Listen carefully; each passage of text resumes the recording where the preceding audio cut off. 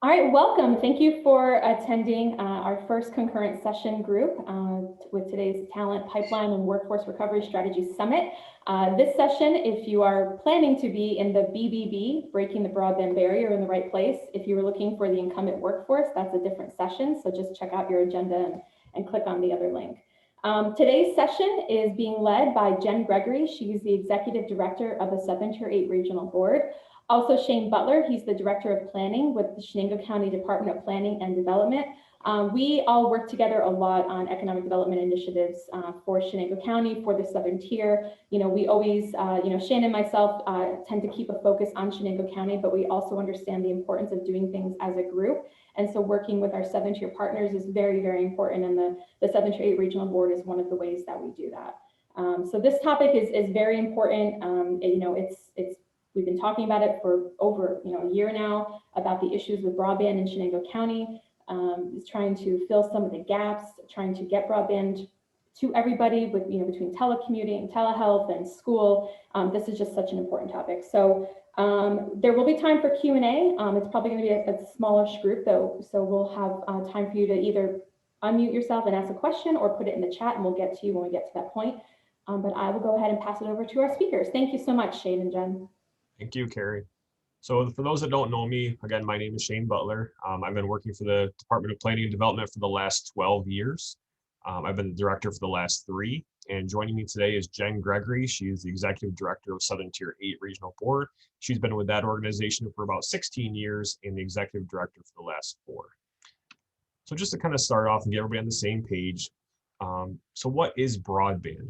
According to the FCC, broadband means a 25 megabyte per second connection and a 3 megabyte per second upload. So that when we're talking about broadband, that is the definition. So if you at your home or business or wherever you're located have anything less than 25 megabytes per second or 3 megabytes per second upload, you do not have broadband. So when we're trying to expand broadband, that's the quality that we're looking for. So before COVID, obviously, we've all heard these kind of statements. If you want broadband at your home, move to where it's available. It's a luxury, it's not a necessity. You've got some of the other, older generations saying, I've gotten along fine for years without it. Why do you need it now? And some other ones are, if there's a problem, the private sector is going to find a solution. We don't want to compete with them. So those are kind of some of the, sentiments that we've dealt with for a number of years leading up to pre-COVID-19. So obviously we kept, hearing all these statements about, broadband is horrible in my area. What can we do? We can't operate a business this way. Or I want to start a business out in my, home area, but I don't have the internet capabilities to do that. So obviously us, all of our planning directors, our economic developers like Carrie, we talked to Southern Tier 8 and said, what can we do about this? We want to expand our, build out our infrastructure, make this capacity. So Jen, to her credit, she said, you know what, let's do this regionally. I keep hearing from all these other counties that we're having the same issues. We're stronger in numbers. Let's start a regional broadband collaborative. So what we did is we, joined together with Broome, Chenango, Cortland, Delaware, and Tompkins County, the planning directors, economic developers, and also our emergency managers, schools, BOCES, all of us came together to talk about broadband and really talk about how we can expand it into our areas, assess the current standards of what we have and how can we expand it to other areas. So what we did is we started by compiling data. So one of the things that we've been lucky to have is Congressman Anthony Brindisi in his time in office in the New York 22nd Congressional District started with a study. And it had, speed tests for individuals that they could take. They could talk about, other issues that they're having. And what we found is, or what they found is, in Chenango County, the average download speed of those who took the survey was 5.3 megabytes per second. Now, if you remember the definition from earlier, that is nowhere near what is the, capabilities of what broadband typically means. And you can see the same thing for upload and combined between the two. Some of our other areas, they're pretty close, but, us, we're really quite low in that. And the other issue, obviously, as you can see down below, is, there's a lot of reporting issues of, what this data means. So what we've found is that the businesses themselves are self-reporting where it's available. So you can see on the bottom left there, according to the FCC, we're showing, pretty good broadband availability across our region. Chenango County is still low, but, it's showing pretty well. According to Microsoft, however, you see a drastically different number. So that was part of our goal, was to really reach out to our businesses, our schools, everybody, to find out what, was actually happening. So then, Governor Cuomo talked about, his 2021 agenda. And he said that we've invested $500 million to successfully expand broadband. And 98% of the state now has access. So when we're thinking about that, we just saw the numbers. That's not, quite right. But he's basing it off of probably those FCC numbers, which are flawed because, those companies are self-reporting. So if you can see from the FCC maps, you can find Chenango County or wherever whatever county you're from. This presentation, yes, is tailored for Chenango County. However, this is the same across the entire state and practically the entire United States. So you can see, on the left-hand side, the FCC maps are showing that, yes, we're covered. However, they're using satellite as another, source. Satellite has a lot of issues, whether it's latency, weather can affect it. It just isn't the reliability that we're looking for. So on the right-hand side, you can see without satellite makes it a drastically different, provider, the number of providers are drastically different on the right-hand side when you don't include satellite. So how do I know this? Well, there's my house. I know that, I don't have access in my house. I only can get Frontier or satellite. So on the left-hand side, according to the FCC, I've got, great speeds. I can use Viasat and I can have 100 megabytes per second. But again, as I just said, satellite is not a viable option for us. So on the right-hand side, you can see that, unfortunately, Frontier is my only option at little old 18 megabytes per second. So again, not considered broadband. So what have we been doing? We've been doing advocacy. So in March 2020, Congress passed the Broadband Deployment, Accuracy, and Technological Availability Act, or the Broadband Data Act. So what that basically does is it's pushing the FCC to really look back into those numbers and correct their maps to show what the true data is. So we did, the County Board of Supervisors passed a resolution. We forwarded that to the governor, some other representatives, and NISAC, and a lot of our other county partners did the same thing. So hopefully we're going to make a difference that way. The other thing we've been doing is really pushing New York State DOT. There's a new permitting process called Perm 75, which imposes a build tax within the state right of way. So whenever we're trying to build broadband, one of the things that we use is existing, infrastructure, so roads. Well, with this, the building cost of putting broadband through a road, especially in the state right of way, would be exponentially higher, where almost if we got a grant for, say, $500,000 to expand broadband, almost, a third to half of that would be used in just this tax.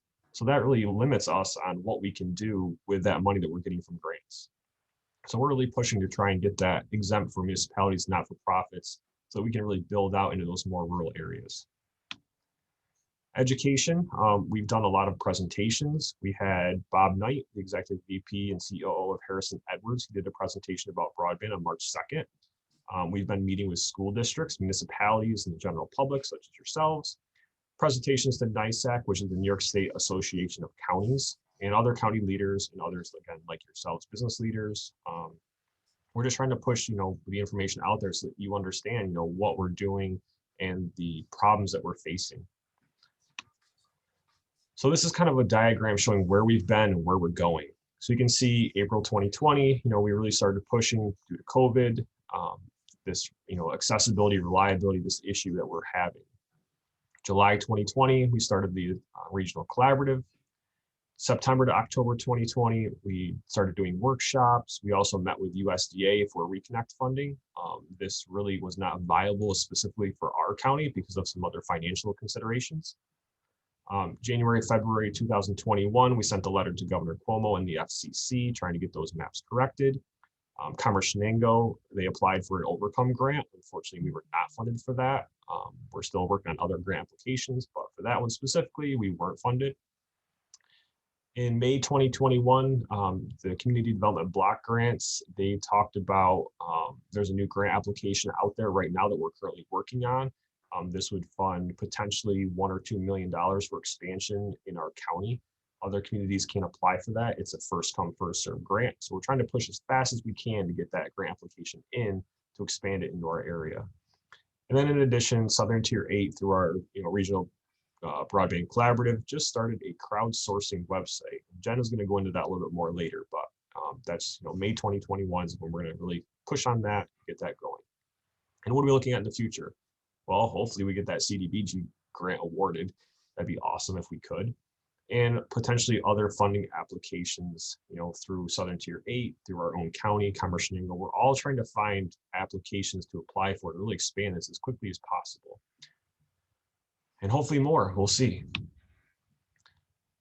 So, and then this is going to be, so Jen's going to start presenting now. So I will lead it to you, Jen.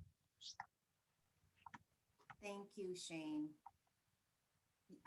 Thanks for going over all of that data. I think that folks, this gave a real nice overview of how challenging this is. There are so many barriers and hurdles, one after another.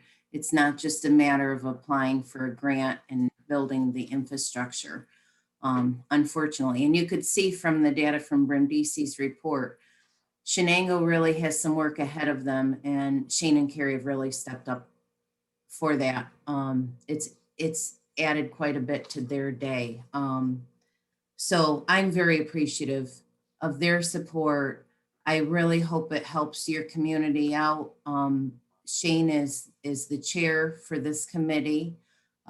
Shane and Carrie are the board members on representing Chenango, as well as Bob Jeffrey. You may know him from the city of Norwich. He's actually the chair of our regional board. So Southern Tier 8 Regional Board, for those of you that have never heard of us before, you can see the 8 counties that we represent there.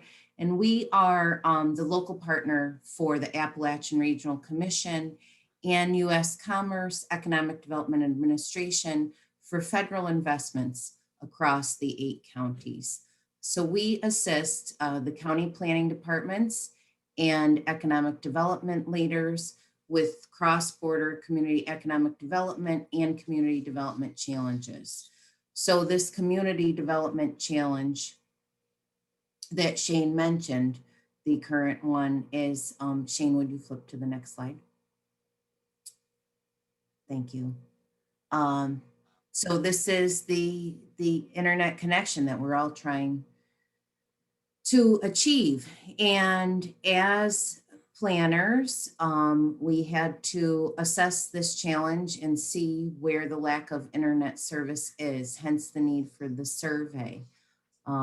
With that and meeting with the other partners, we can then take a look at where these gaps are. And we've identified some of them, but we need some better ground truth, because that FCC map that Shane mentioned, we're anticipating in December, what we're told from FCC is there will be an opportunity at a local level to review the maps as they are changed. So we're hoping this gives us a good basis for that. So we are striving to achieve this better infrastructure for reliable service, to increase that speed, because as many of you know, every time you add a device or a child with their multiple devices, there's a need for speed.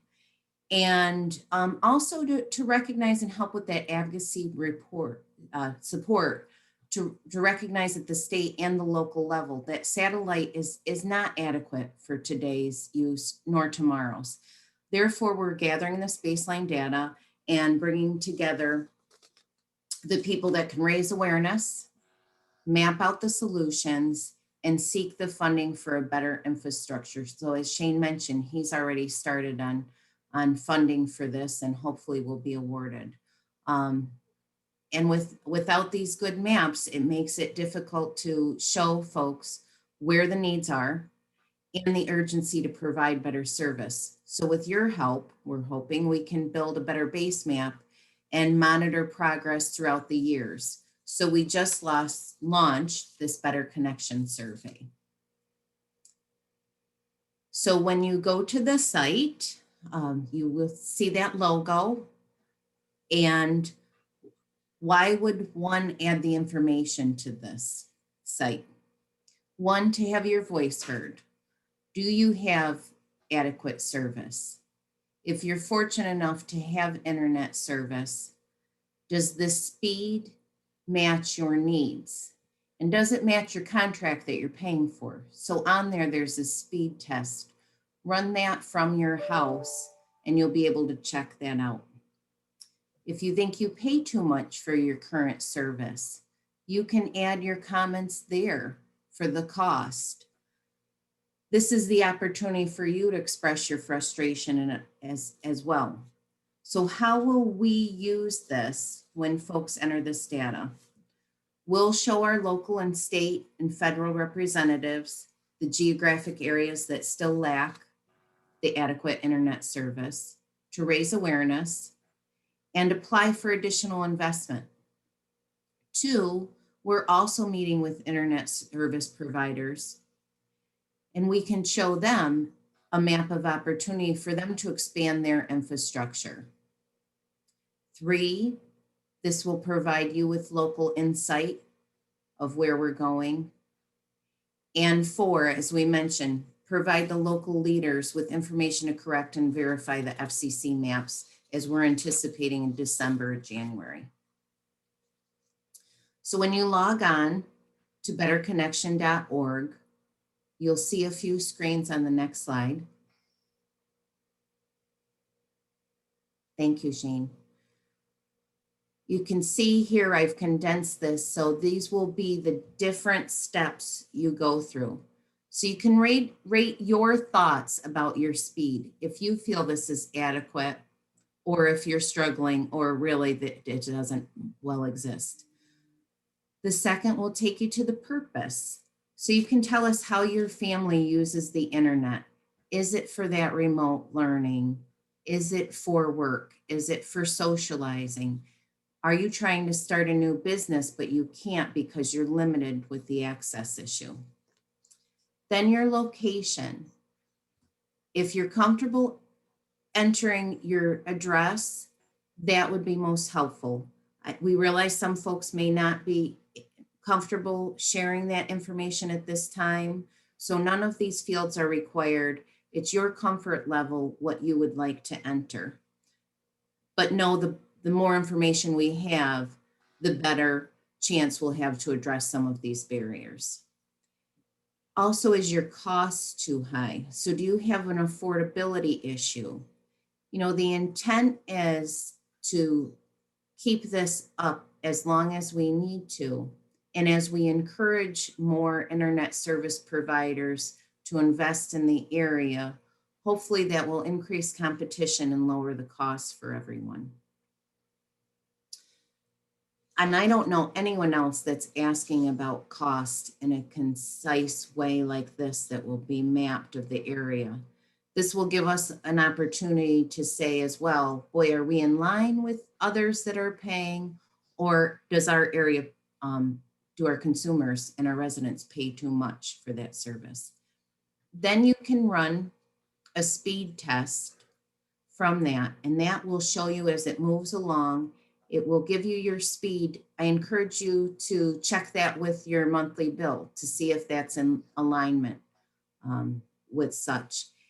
And last, contact. If you'd like to be on our email list, if you find that your bill did not match what the speed test was, enter your email address. We will be checking that, and we can be back in touch with you when we're having additional programs, because we do plan on having a program with the internet service providers later on this summer, so you can see who's in the area, who's not, and show the progress of where we're at here.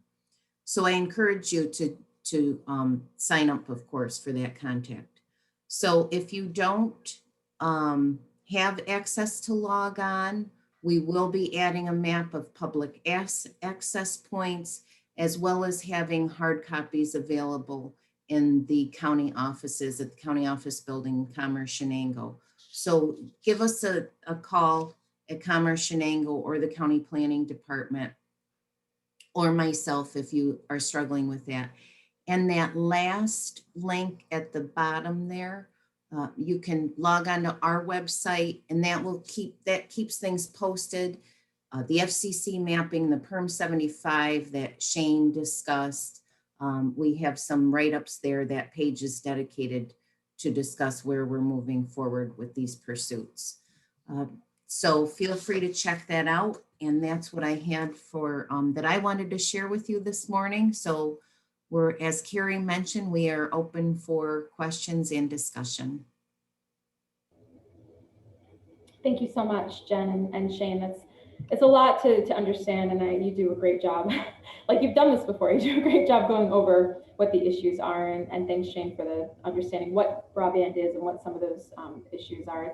You're right, Jen, it's not as easy as just getting money and doing it. People are like, why don't you just do this? Why can't you just pay for it? It's not that simple. And you know, we get into this discussion a lot, even in the Southern Tier group. All of us have different needs, right? So some of our partners in the Southern Tier are like, we want more options. And then you have some of us in Shane County saying, we just want an option, you know? So it's even our needs as a region are not consistent because every area has its own challenges. So would anybody like to ask a question or offer any comments about this? Feel free. Question. Sure thing. Jen or Shane, where are you advertising the betterconnection.org information? Like where is that? If we wanted to like share it on Facebook or share it in a group that we're with, how would we do that? Sure. Well, here's the great thing about Carrie's timing for this. This is the second presentation. So you're seeing this first right out of the gate. Last week, I met with some kids that are working on the app challenge for Broome Tioga BOCES. So we rolled this out to them last week, let them work and see if there are any bugs in the system. So far, so good. And we're meeting today to share this with you. So you're the first ones in the gate. And then in 2 weeks, we meet with all 8 counties, and we'll be putting together packages for them for the economic development and planning teams to share. We're hoping we can get with the media and promote this as well, and keep working on that effort, Faith. So you're seeing it live before we do our large launch. This was our soft launch for this. By joining this session today, you got exclusive access to this presentation. And wouldn't you Make know, sure Zach writes that down. I know. Zach, that's all you. I'm in. Let's do it. Oh, that's great. Thank you. Yeah, we're excited about this. It's really going to help. You know, we hate to keep saying we need more data, but that's the only thing that we have to prove what we're saying. I mean, we can talk. You know, Shane gave an example of where he lives and that he doesn't have this, but it looks like he does if you look at some of the mapping. And until we have more data, people say from house to house, this is what we do and don't have. It's hard to make our case. I mean, you know, we were disappointed with the one grant that we didn't get, you know, and they came back and they said we didn't prove our need. That just seems crazy to me, but if they looked at the FCC maps and they looked at the access, and we won't get into the statement made by the state that we are 98% covered in New York State. We won't get into that. But you know, they hear something like that, and then we're applying for money and saying, please help us. It's hard. So, okay, well now we need the data. So this is going to be really, really important that everybody does this. Yes, Carrie, that state comment makes it very difficult at the federal level for us to express the need. Yeah. Other questions?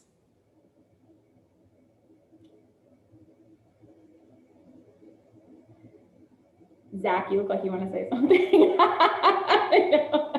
I'm just having a good time. That's all. I'm just hanging out. Good. Thanks for being here. Yeah, we'll do what we can to promote this as soon as we get our toolkit, or however we're gonna get it out there. We'll make sure everyone has access to this and knows, you know, how to participate. Can I ask a question, Carrie? Can I see a raise of hands of if you're on the site, the Better Connection, or thinking about that, are you comfortable sharing your address, or do you think that's something that you wouldn't want folks to know? Would you raise your hand if you're comfortable sharing your address? Thank you.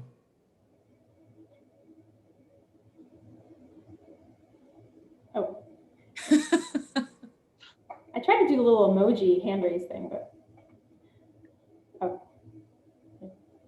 yeah. I mean, that's the biggest thing is, a lot of people are uncomfortable sharing their address. However, that is the data that is going to really drive it. If we don't know where you're located, for all anybody knows, your downtown city of Norwich, Binghamton, New York City, you might not even be in our region and filling out this application, and we don't know how that's going to help us. So really, adding your address to that is really instrumental in getting us the information we need to really apply for these grants and show that need. Because again, that's what the funders are looking for, is how are you demonstrating that need and how are you going to solve that need? So without that information, we can't show that we solved it either. So it is really important for you to put that address down. Yeah. Jen, how long are we going to, what's the timeline for that? Are we going to try to get this done in are we going to say 2 months, 3, Yeah, so Carrie, that's a great question. So we're shooting for a date that we don't know yet. We are doing this in anticipation of the federal funding that's coming down. And that has not been identified yet when the rollout will be. We're anticipating before the end of June, we'll have some sort of grant deadline to look at. So of course, the quicker we move on this, the better prepared we will be. But we're not clear. Part of what we're hoping to do, a lot of these grants require to show that there's an economic impact, of course, for this funding, right? And they're hard to come by, but there's a federal organization called NTIA, National Telecommunications Administration. So the last time they had a big rollout like this for funding, to give you a sense, was in 2009. So they are organizing now to launch another federal funding initiative. We don't know what the scale of the projects will be yet. We don't know how much time we'll have to put together the funding request, but that's our goal out of the gate. And the better prepared we are, hopefully we'll be ready to apply. And how are we going to reach, some people might be thinking here, I'm just thinking about what we just went through with the vaccine, right? Trying to get people online and registered and get to especially, some of our older population, which is very heavy, especially in our county, people who may not have internet or may not know about this. I mean, not the lack of internet is definitely something we need to say. So how do we reach those people that don't have those resources to account for them? I know it's probably, you're working it out, not to put you on the spot, but. Good question though, Carrie, because that's legitimate, right? We're making that assumption that folks can access this. So one of the approaches that we're taking is reaching out to Broome Tioga BOCES to have the students map locations where there is free access. The other is we'll be reaching out in the community, trying to send hard copy flyers. An idea that we talked about yesterday, we'll see if we'll be able to do this, maybe send something home with the report cards so families can log in when they're at their home for this. Then we'll see if there's a possibility with Meals on Wheels. So if you know anyone that's active in that, it would be great if you could reach out to me, Shane or Carrie, and say, yeah, we have a good contact here. They may be able to provide that opportunity to reach out to folks that need that service at home, because that may be helpful for telehealth. We've seen that also increase. Our focus we've been talking about this morning is education and work. But telehealth, our behavior health, their services have really increased through telecommuting over the past year with this pandemic. So taking account into all of that as well. This will be a lot, and we'll be promoting this across the 8 counties as well. We're actually bringing in staff that can be beside me to do this as well, because this is quite an undertaking. But this was part of, if you've heard the EDA, the CARES Act funding that came through from the federal government last year. That's how we're funding some of this as well. And our federal partners, why I started this with Appalachian Regional Commission, both of those organizations, US Commerce and ARC, they've been very supportive of this initiative as well. This is, it's interesting, we're one of 3 regional boards in New York State that they're launching this program, and we all happen to do it within the same week of one another, within close to days. But it has, something like this has not been done in other areas beyond the Brindisi report and state of Maine, and a small report in West Virginia. The nice part about this as well is this is not a consultant that's a one-time and done that you're giving this information to. This is our organization, kept with our security measures and not using this for profit, but truly for trying to expand this infrastructure for the community. And I would say too, is that as you're filling out that survey, talking about telehealth, mental health, all that, one of the questions is, what do you use the internet for? I would also think about, what would you use it for? If you had better broadband service at your home, would you use telehealth, or would you use, mental health, or what other things might you use if you had a better internet connection? So I would almost include that as well when you're doing the survey. Thank you, Shane. And if you are fortunate enough to have neighbors that are up for the summer visiting, please encourage them as well to fill this out, because it will be another point. Even if they don't live here, but they're here a few months out of the year, that will be important, because if they can tie it to that address, because that will, as Shane mentioned, what will be available to you in future use. Any other questions or comments?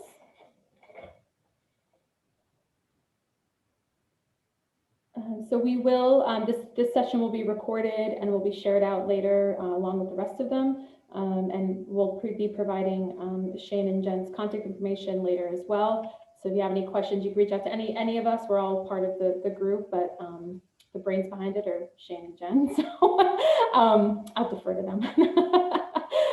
But we'll keep working hard, keep plugging away. I say this every event I think we have, is that if we've got to go town by town, we will make sure that everybody in Chenango County has equal access to broadband.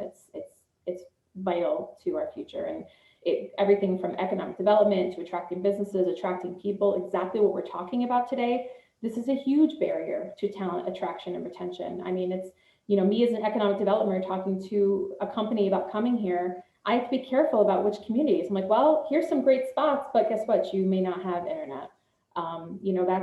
That's hard for me. It narrows down the communities I can support. And then they're looking at employees and saying, well, what are employees going to have? Well, we'll talk later about childcare issues, but the broadband, it all comes back to economic development and trying to, have a community that's welcoming on all fronts. And if this is an issue, it's going to be hard. It makes the job even harder for us. So we will continue to work on this for Chenango County. And I thank Jen for pulling the group together, and Shane for his work as chair. And I know Faith has been involved since the beginning. So thanks, everybody. Just a quick reminder, we'll have a few minutes now until the next session, but at 10:30, the second breakout block starts. And the 2 discussions that you can choose from are childcare as a barrier to employment. So we were just talking about that. And then career pathways and counseling for employee retention. And Joe Spence from Work in Progress LLC is leading that discussion. And immediately following that, we'll come back together for a general session with Chenango Health Network. So thank you, everybody. Thanks for participating, and we'll give you all a little break, and we'll see you back at 10:30. Thanks.